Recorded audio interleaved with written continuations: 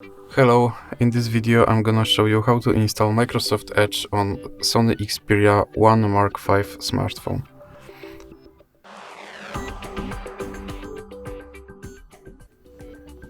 So start with opening Google Play Store.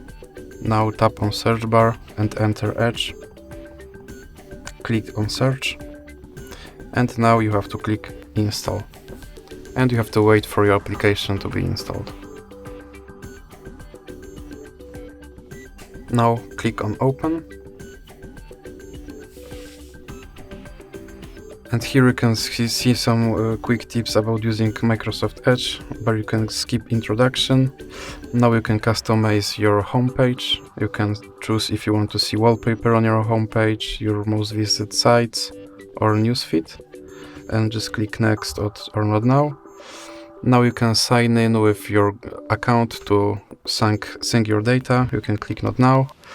Now you can make your Microsoft Edge your default browser, or you can click not now.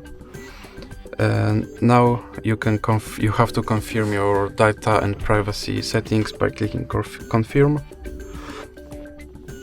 And now you can import your browsing data from Google, or you can click not now.